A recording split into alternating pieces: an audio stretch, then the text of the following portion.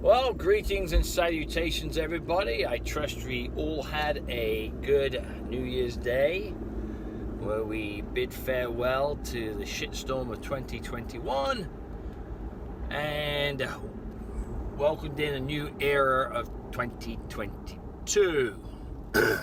That being said, Mrs. H and I, along with 3 dogs and a cat, 2 of the dogs are not ours, we were dog sitting, spent a fair amount of time in the storm shelter as northern Alabama and southern Tennessee were subjected to Mother Nature's wrath, so to speak. That was interesting. First time in the shelter, other than practicing getting in, and yeah, went well. House is still standing, no damage.